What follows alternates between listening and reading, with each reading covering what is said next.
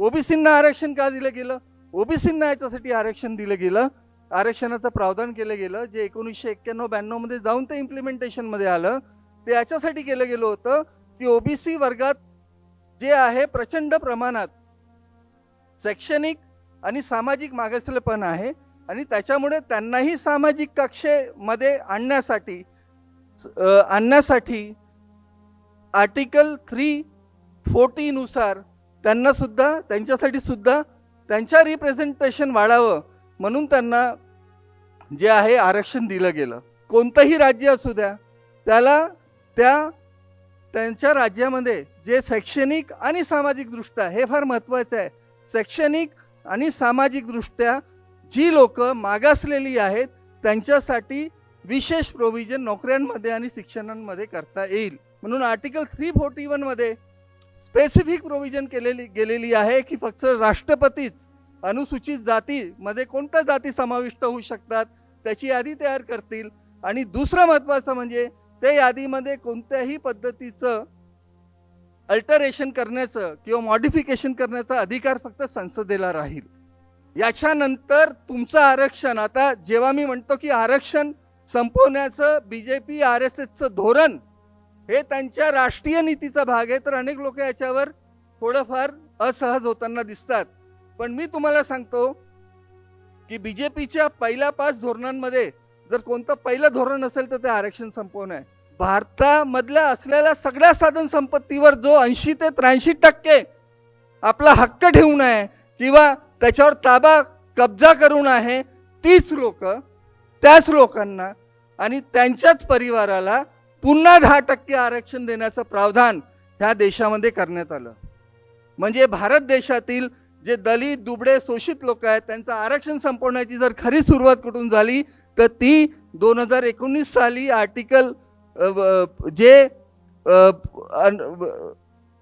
Economic दृष्ट्या म्हणजे आर्थिक दृष्ट्या जे दुर्बल घटक आहेत त्या दुर्बल घटकांना, तेही स्वर्ण जातीतले, त्यांना आरक्षण देऊन केली. नीती आयोगाचा रिपोर्ट जस्ट एका आठवड्याआधी आला आणि त्या नीती आयोगाच्या रिपोर्टमध्ये म्हटलेलं आहे की 94,000 शाळा पूर्ण देशभरात 1914 पासून तर 1926 पर्यंत म्हणजे एकूण शाळा 11 लाख होत्या, त्याच्यातल्या जवळपास जे 94,000 शाळा आहेत त्या बंद केल्या गेल्या. त्याच्यातल्या 2 लाख शाळांमध्ये 1 पेक्षा जास्त शिक्षक नाही आहे. आणि तिसरं महत्त्वाचं म्हणजे ह्या सरकारी शाळांमध्ये कोणत्याही प्रकारचं दर्जेदार शिक्षण दिलं जात नाही, म्हणजे सगळ्याच 11 लाख शाळांमध्ये. ही जी अशिक्षा किंवा हे फ्रस्ट्रेशन आपण आज जेनझीमध्ये बघतोय ते कशामुळे झालंय? ते आजची एक्सरसाइज नाही आहे, ती 2014 पासून मोदी जेव्हापासून सत्तेमध्ये बसले तेव्हापासूनची ती एक्सरसाइज आहे. आणि त्याच्यामुळे आज जे तुम्हाला फ्रस्ट्रेशन दिसते हे 12 वर्ष जुनं फ्रस्ट्रेशन आहे पोरांचं. हे तेव्हा म्हणजे हे काय काल परवा आलेलं फ्रस्ट्रेशन नाही आहे. की आरक्षणातलं उपवर्गीकरण हे सुद्धा राष्ट्रीय षडयंत्राचा भाग आहे. आपलं आरक्षण खच्ची करण्याचं, कमकुवत करण्याचं हे षडयंत्र आहे. हे फक्त बौद्धांना किंवा मातंगांनाच लागू होत नाही, तर ते महाराष्ट्रातील 59 जाती आणि देशातील 1106 जाती यांना ते लागू होतं. अन्याय करत जातो आणि जेव्हा तुम्ही मुकाट्याने सहन करत असता तेव्हा तुम्ही जास्त जबाबदार असता, अन्याय करणारा जास्त जबाबदार नसतो. अन्याय करणाऱ्यापेक्षा अन्याय सहन करणारा जास्त जबाबदार असतो. तर मला वाटतं ह्या सभागृहामध्ये बसणारे सगळेच मान्यवर हे अन्याय सहन करणाऱ्यांमधले नाहीत आणि त्यामुळेच ते ह्या परिषदेला आलेत. त्यांचं सुद्धा मी मनापासून फार स्वागत करतो. मित्रांनो, आरक्षणा संदर्भात आजपर्यंत आपण बघत आलो की एक विशिष्ट वर्ग आहे वर्णव्यवस्थेतील जो पहिल्या 4 वर्णांमध्ये सर्वात वरती बसलेला आहे. त्याचं फार दुखणं आहे. त्याचं हे दुखणं आहे की भारत स्वतंत्र झाला तोपर्यंत हा देश नव्हता. हा देश प्रिन्सली स्टेट आणि जे काही राजे रजवाडे होते याच्यामध्ये विभागलेला होता. आणि त्याच्यानंतर ह्या देशात जी उपेक्षित लोक होती, ज्यांचं आम्ही वर्षानुवर्ष, हजारो वर्ष ज्यांचं आम्ही शोषण केलं, त्या लोकांना संविधानाच्या मार्फत जे हक्क अधिकार मिळाले ते हक्क अधिकार वापरून आता ते आमच्यासोबत बसत आहेत. आणि ते बसून आम्हालाच प्रश्न विचारतात आहे की हजारो वर्ष तुम्ही आमचं शोषण कसं काय केलं. आणि म्हणूनच ही लोक, यांना असं वाटतं की हा भारत देशातली सगळी जलसंपदा, जनसंपदा, वनसंपदा आणि सगळ्याच प्रकारचे रिसोर्सेस याचा फक्त तोच एक मालिक आहे. माझ्या भूमिकेतनं मी हे स्पष्ट करणार आहे की ह्या देशाचे खरे मालक कोण आणि ह्या देशातले खरे दरोडेखोर कोण. आणि मी हे फार जबाबदारीने बोलतोय की हा डॉक्टर बाबासाहेब आंबेडकरांनी जेव्हा संविधान सभेत प्रवेश केला, त्यावेळेस प्रवेश करत असताना बाबासाहेबांचा आग्रह होता की ह्या देशातील SC ST OBC 1935 नुसार जेव्हा लिस्ट बनली होती, म्हणजे ह्या देशातील SC ST OBC म्हणजे बहुजन समाज हा त्यांच्या मूलभूत हक्कांपासून दूर आहे. त्यांना मानवतेचे जे बेसिक हक्क आहेत ते मिळालेले नाही आहेत. आणि त्याच्यामुळेच बाबासाहेबांनी आरक्षणाचा आग्रह धरला होता. आरक्षणाचा आग्रह धरत असताना बाबासाहेबांनी त्यांची भूमिका फार स्पष्ट शब्दात जेव्हा 3/11/1948 ते आर्टिकल 16 म्हणजे त्यावेळेस आर्टिकल 10A होता आणि त्याला आर्टिकल 16 म्हणजे आजचं भारतीय संविधानातला, त्या संदर्भात बोलत असताना त्यांनी फार स्पष्ट भूमिका मांडली होती की ह्या देशातल्या बहुसंख्य समाजाला सामाजिक समता मिळालेली नाही आहे आणि त्याच्यामुळे ही सामाजिक समता प्रस्थापित करण्यासाठी त्यांना योग्य प्रतिनिधित्व, सफिशियंट प्रतिनिधित्व देणं गरजेचं आहे. ह्या संदर्भात जेव्हा बाबासाहेबांनी पुढची भूमिका मांडली तेव्हा आर्टिकल 17 जसं एबोल्युशन ऑफ अनटचेबिलिटी, अस्पृश्यता संपूर्णपणे नायनाट करण्यासंदर्भातला जो आर्टिकल होता, त्या संदर्भात सुद्धा बाबासाहेबांनी ही भूमिका मांडली होती की अस्पृश्यता ही ह्या भारत देशाला लागलेली कीड आहे आणि जोपर्यंत अस्पृश्यता नष्ट केली जात नाही तोपर्यंत ह्या देशात खरी क्षमता, खरी सामाजिक, आर्थिक आणि राजकीय समता स्थापित केली जाऊ शकत नाही. आणि त्यामुळे आर्टिकल 17 सुद्धा ह्या भारत देशात निर्माण झालं.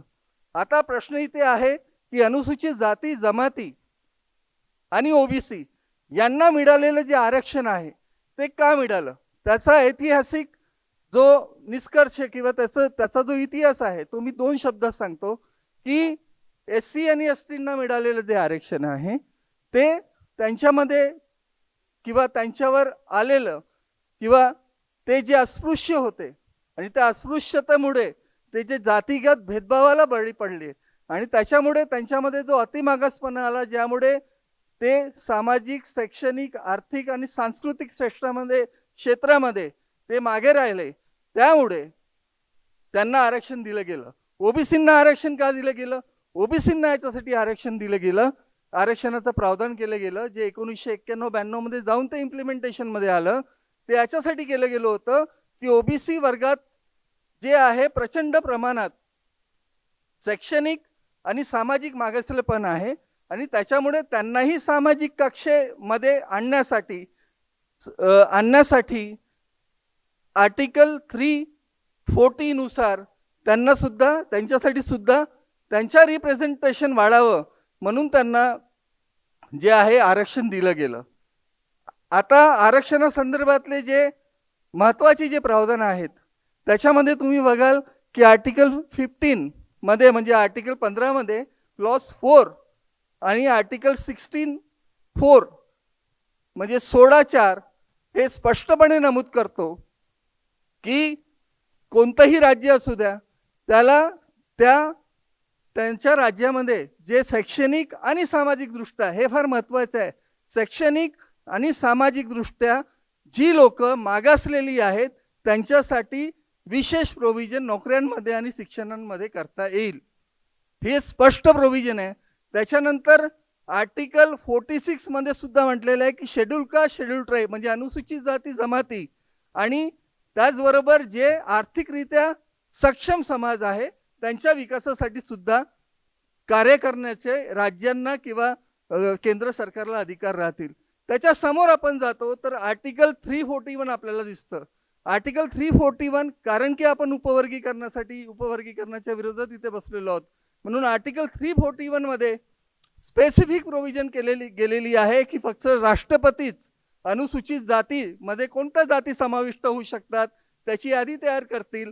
आणि दुसरं महत्त्वाचं म्हणजे त्या यादीमध्ये कोणत्याही पद्धतीचं अल्टरेशन करण्याचं किंवा मॉडिफिकेशन करण्याचा अधिकार फक्त संसदेला राहील. आणि त्याच्यानंतर फार महत्त्वाचं म्हणजे ते आहे आर्टिकल 366 मध्ये क्लॉज 26 जो आहे तो स्पेसिफिकली म्हणतो, 24 क्लॉज 24 म्हणजे 24 स्पेसिफिकली म्हणतो की अनुसूचित जाती म्हणजे कोण. अनुसूचित जातींची एक वेगळी, जसं अनुसूचित जमातींची जशी व्याख्या केलेली आहे तशी अनुसूचित जातींची सुद्धा व्याख्या केलेली आहे. आणि त्या व्याख्यामध्ये स्पेसिफिकली म्हटलेलं आहे की अनुच्छेद 341 मध्ये आर्टिकल 341 मध्ये जे अनुसूचित जाती आहेत त्या आणि विनिर्दिष्ट केलेल्या आहेत त्याच अनुसूचित जाती म्हणजे अनुसूचित जाती होत. हे आपल्या आरक्षणाचं मूळ आहे. हे आर्टिकल आपल्या आरक्षणाचे मूळ आहेत. आता ही पोझिशन जी आहे ही जेव्हापासनं भारतीय राज्यघटना म्हणजे 26 नोव्हेंबर 1950 पासनं भारतीय राज्यघटना जेव्हापासनं अंमलात आणली गेली तेव्हापासनं तर 2019 पर्यंत आरक्षणाचा मूलभूत जी व्याख्या होती ती हीच होती की ह्या देशामधले दलित, वंचित, शोषित, दुबळे लोक जे हजारो वर्षांपासून गुलामगिरीचे शिकार झालेत आणि ज्यांचं ह्या देशामध्ये कुठल्याच प्रकारचं किंवा अतल्प प्रतिनिधित्व आहे त्यांना स्पेशल प्रोव्हिजन म्हणजे अफर्मेटिव्ह ॲक्शन करणं, स्पेशल प्रोव्हिजन करून त्यांचं प्रतिनिधित्व वाढवणं म्हणजे आरक्षण. 2019 पर्यंतची पोझिशन आहे, लक्षात घ्या.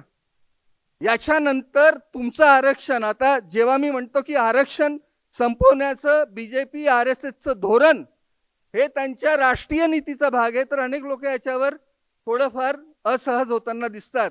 पण मी तुम्हाला सांगतो की बीजेपीच्या पहिल्या 5 धोरणांमध्ये जर कोणतं पहिलं धोरण असेल तर ते आरक्षण संपवणं आहे. आणि त्याची सुरुवात त्यांनी कशी केली बघा.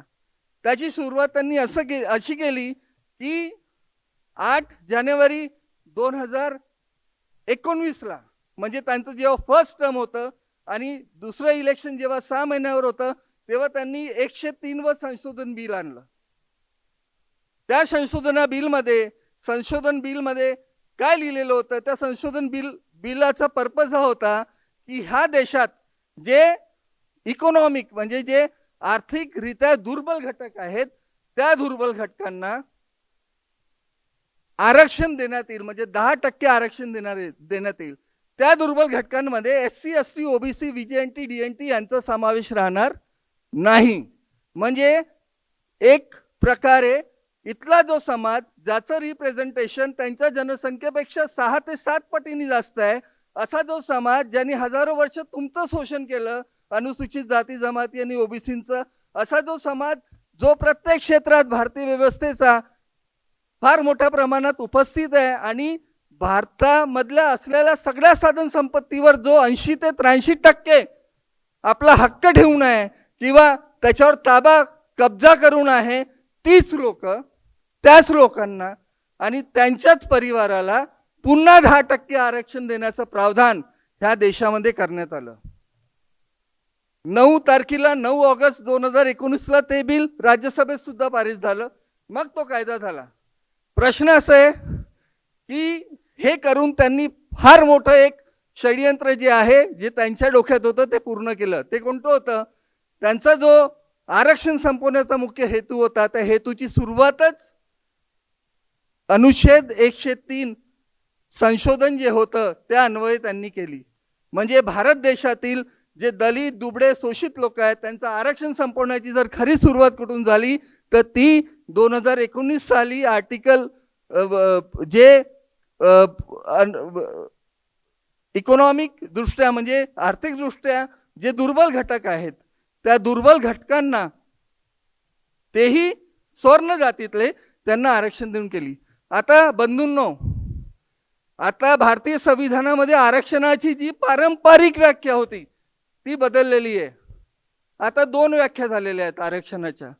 एक आरक्षण SC ST OBC VJNTचं आणि दुसरं आरक्षण म्हणजे ज्यांचा हिस्सा ज्यांचा ताबा ह्या देशातला 90% रिसोर्सेसवर आहे त्यांच्यासाठीचं आरक्षण.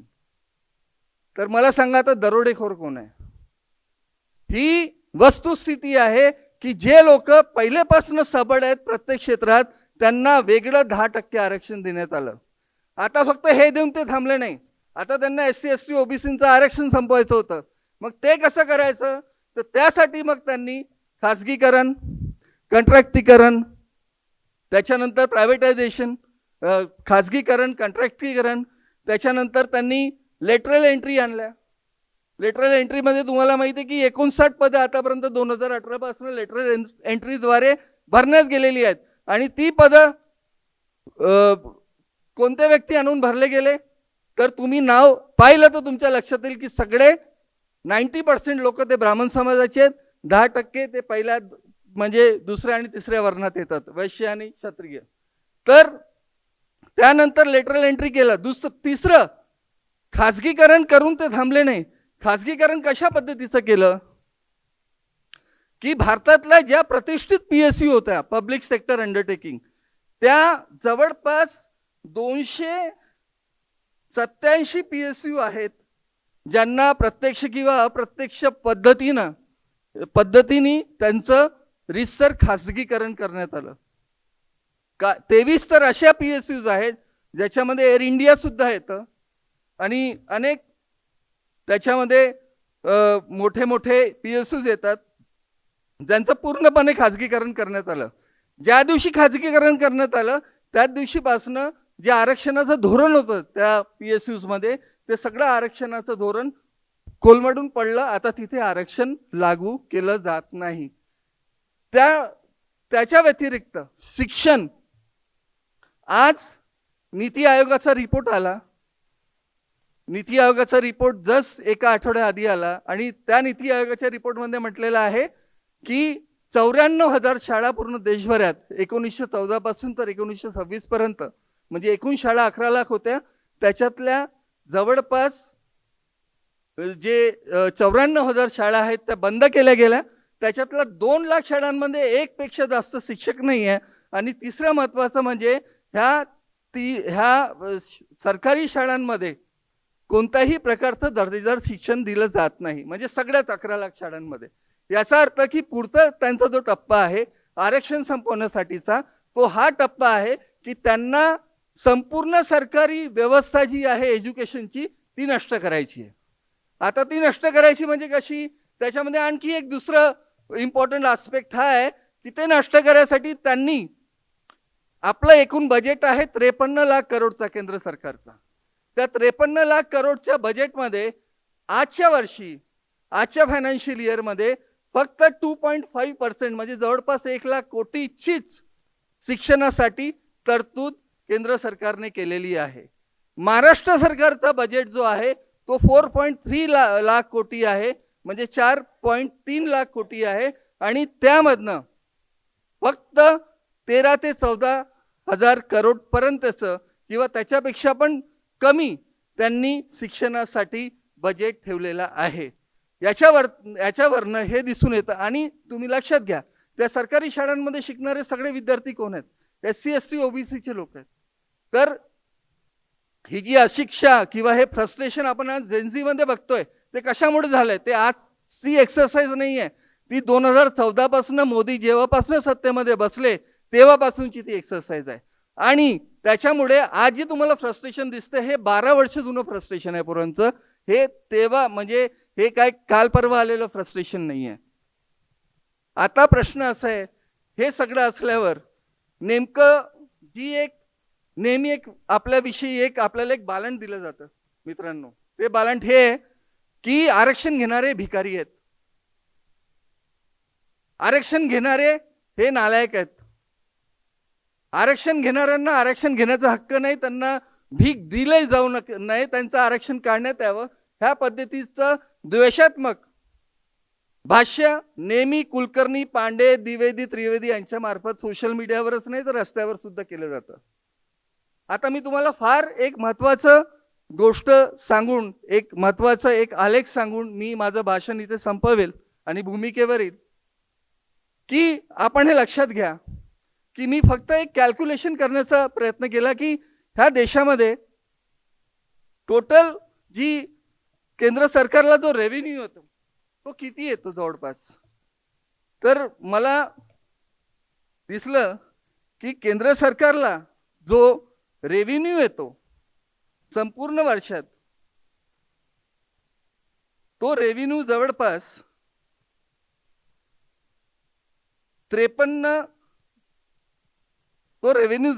38 लाख कोटी येतो. फक्त मी केंद्र सरकारची गोष्ट करतोय. आता हा रेव्हेन्यू कुठून जनरेट होतो? त्यांच्याकडे रिसोर्सेस काय आहेत तुम्हाला माहिती आहे. सर्वात महत्त्वाचा रिसोर्स जो आहे तो टॅक्सचा, कराच्या स्वरूपात असलेला रिसोर्स आहे. कराच्या स्वरूपात असलेल्या रिसोर्समध्ये 2 टॅक्सेस येतात, एक डायरेक्ट आणि एक इनडायरेक्ट. डायरेक्ट टॅक्स म्हणजे इन्कम टॅक्स, त्याच्याशी संबंधित दुसरे टॅक्स जीएसटी, आणि इनडायरेक्ट टॅक्स म्हणजे जीएसटी. मग त्याच्यामध्ये पेट्रोलवर लागणारा करही आला, आणि असे अनेक कर जर आपण पाहिले सेंट्रल लेवलवर, केंद्र सरकारच्या लेवलवर, तर असे अनेक कर आहेत जे अप्रत्यक्षरित्या आपल्यावर लादले जातात.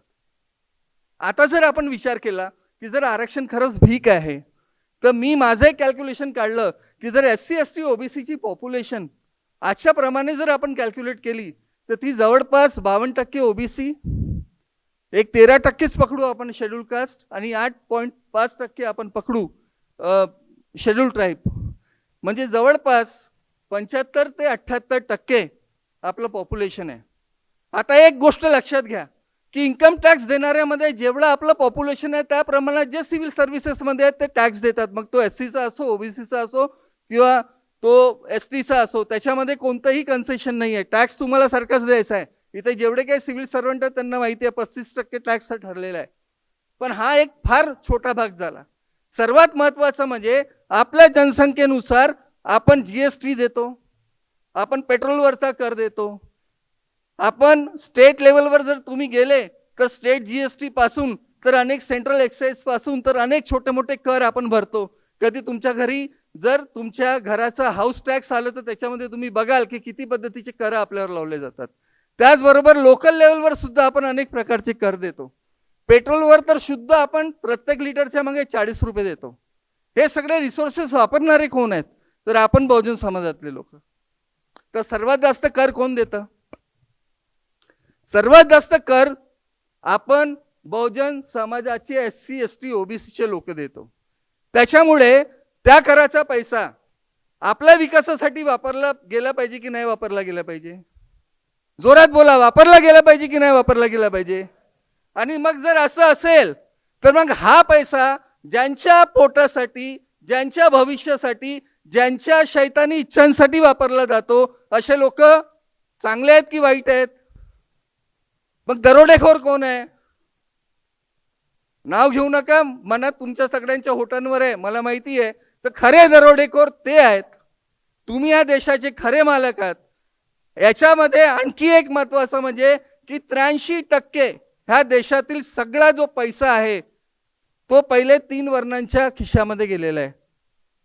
तुमच्याकडे काय आहे? तर तो पैसा कोणाचा आहे? कन्झ्युमर कोण आहेत? ह्या लोकांचे अदानींचे कन्झ्युमर काय फक्त काय ब्राह्मण समाजाची लोक आहेत की वैश्य समाजाची लोक आहेत की अग्रवाल समाजाची लोक आहेत की सिंधी समाजाची लोक आहेत? आपण सगळे त्यांचे कन्झ्युमर आहोत. आपलं कन्झम्पशन किती आहे माहिती आहे? 83% आपलं कन्झम्पशन आहे. जर 83% आपलं कन्झम्पशन आहे तर मग फक्त 2 आणि 3% पैसाच आपल्याकडे का? बाकी पैसा कुठे गेलाय? तर अझीम प्रेमजींचा जो सॅम्पल रिपोर्ट सर्वे होता त्यानुसार मॅक्सिमम जी वेल्थ आहे ह्या देशाची ती संपूर्ण वेल्थ ही अदानी आणि त्यांच्यासारखे जे मोठे इंडस्ट्रियलिस्ट आहेत त्यांच्याकडे आहे. तर आता प्रश्न असा आहे की आमचं सरळ धोरण आहे उपवर्गीकरणाच्या विरोधात. आता मी फार जास्त वेळ झालाय त्याच्यामुळे मी उपवर्गीकरणावर बाकी वक्ते बोलणारच आहेत. पण मी आपल्याला हेच सांगू इच्छितो की आरक्षणातलं उपवर्गीकरण हे सुद्धा राष्ट्रीय षडयंत्राचा भाग आहे. आपलं आरक्षण खच्ची करण्याचं, कमकुवत करण्याचं हे षडयंत्र आहे. हे फक्त बौद्धांना किंवा मातंगांनाच लागू होत नाही, तर ते महाराष्ट्रातील 59 जाती आणि देशातील 1106 जाती यांना ते लागू होतं. आणि त्याच्यामुळे आता मला फक्त एकच गोष्ट तुम्हाला सांगायची आहे की मी बाकी इथं जजमेंटमध्ये जाणार नाही, पण एक गोष्ट लक्षात घ्या की ते जे जजमेंट होतं ते फक्त अनुसूचित जातींमध्ये उपवर्गीकरण आणावे किंवा आणू नये यासाठी होतं. पण त्या जजमेंटने 3 गोष्टी केल्या. पहिली गोष्ट त्यांनी म्हटलं की अनुसूचित जाती ह्या एकजिन्सी नाहीत, त्या विभक्त आहेत. त्याच्यामुळे आर्टिकल 341 मध्ये सुद्धा जातींमध्ये उपवर्गीकरण होऊ शकतं. आता वर्गीकरण ज्या जातींचं पहिल्यापासूनच झालेलं आहे त्यांची उपवर्गीकरण करण्याची गरज काय होती, तर ती गरज मला तर जजमेंटमध्ये सापडली नाही. ज्या लोकांना सापडली असेल त्यांनी मला जरूर सांगावं. दुसरं महत्त्वाचं काम जे या जजमेंट मार्फत केलं गेलं ते हे केलं गेलं की आरक्षणाचं जे मूलभूत धोरण आहे त्याला पूर्णपणे ध्वस्त केलं गेलं. ते कसं केलं गेलं की विषय होता उपवर्गीकरणाचा, पण गवई साहेबांनी, दी ग्रेट गवई साहेबांनी त्याच्यामध्ये क्रिमिलेअरचा मुद्दा टाकला. आता क्रिमिलेअरच्या मुद्द्यामध्ये त्या मुद्द्यावर भाष्य करत असताना कोणताही बेसिस किंवा कोणताही ॲनालिटिकल डाटा किंवा कोणतंही एक लॉजिकल आर्ग्युमेंट त्यांच्याकडे नव्हतं. तुम्ही ते जजमेंट वाचून घ्या, मी 10 वाचलंय, मला तर सापडलेलं नाही आहे. तिसरं महत्त्वाचं काम आहे जजमेंट, म्हणजे मी सांगतोय की उपवर्गीकरणाचं जे दविंदरचं जजमेंट आपण म्हणतो ते जजमेंट संपूर्ण आरक्षण संपवण्यासाठी सुद्धा सफिशियंट आहे.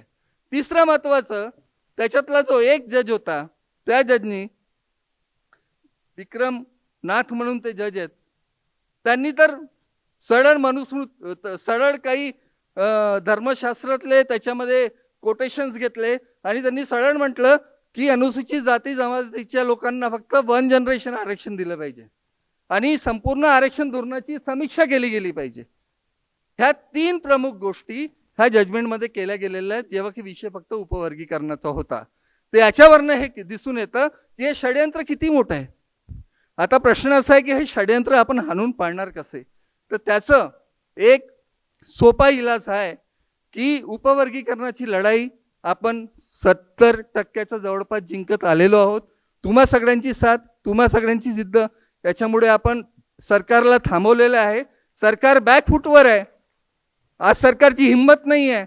जेव्हा सुरुवातीला पहिला जेव्हा निषेध मार्च आम्ही 3 मेला केला होता नागपूरला, तेव्हा लोक जे होते प्रचंड प्रमाणात जमले होते. त्याच्यानंतर आपण पहिला ऐतिहासिक मार्च जेव्हा नागपूरला केला 20 जूनला, त्याच्यानंतरची परिस्थिती आणि आजच्या परिस्थितीत जर तुम्ही हे केलं म्हणजे त्याचा विचार केला तर तुमच्या लक्षात येईल की किती मोठा अचीवमेंट आपण आपल्या 1.5 लाख महाराष्ट्रातल्या 1.5 करोड आपल्या लोकांसाठी आपण केलेलं आहे.